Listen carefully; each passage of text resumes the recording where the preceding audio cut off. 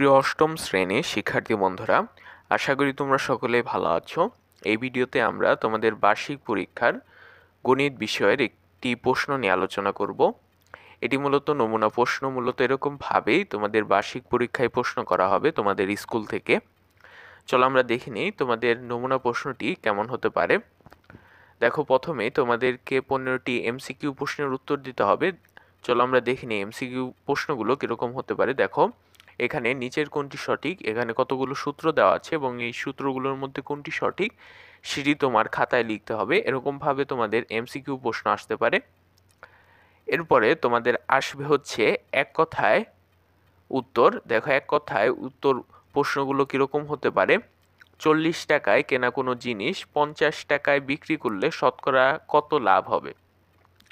এই প্রশ্নগুলোর মান হবে 1। তাই তোমরা যদি এই প্রশ্নগুলোর উত্তর অনেক বর্ণনা করে লেখো, অনেক বড় করে লেখো, তাহলে কিন্তু লাভ নেই।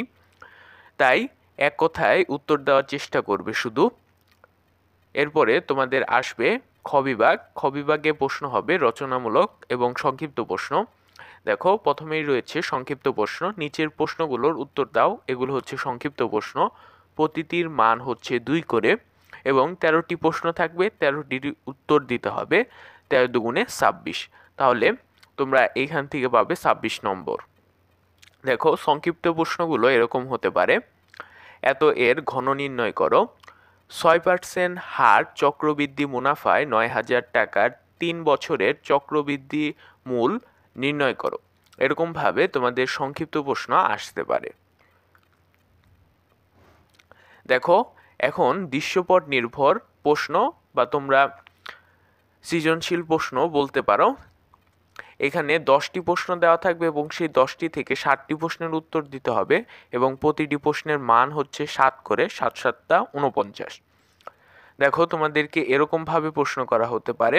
দেখো, কয়েকটি রাশি দেওয়া আছে এখানে। দেখো, ক নাম্বারে বলা হয়েছে প্রথম রাশিকে উৎপাদকে বিশ্লেষণ করো, দ্বিতীয় তৃতীয় রাশির গসাগু নির্ণয় করো, তৃতীয় চতুর্থ রাশির লসাগু নির্ণয় করো। এরকমভাবে তোমাদের প্রশ্ন আসতে পারে।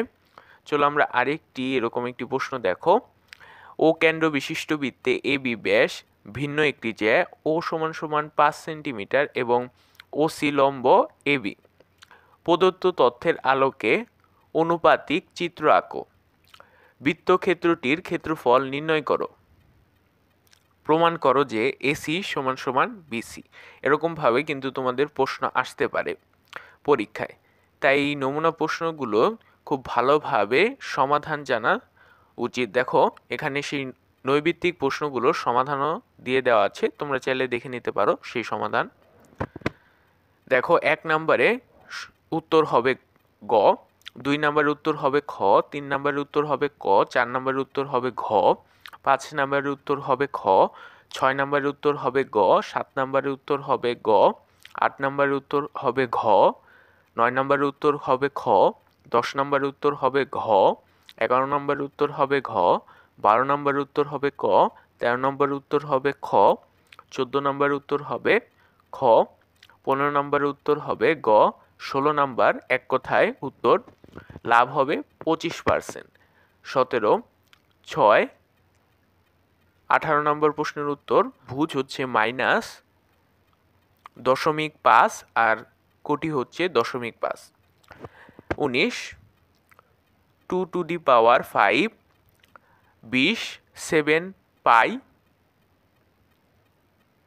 21, 10, 22-এর উত্তর হচ্ছে 0, 23-এর উত্তর বাইনারি ডিজিট।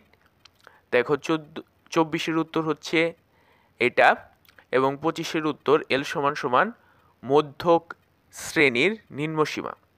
এগুলোই ছিল ক বিভাগ অর্থাৎ নৈর্ব্যক্তিক প্রশ্নের উত্তর।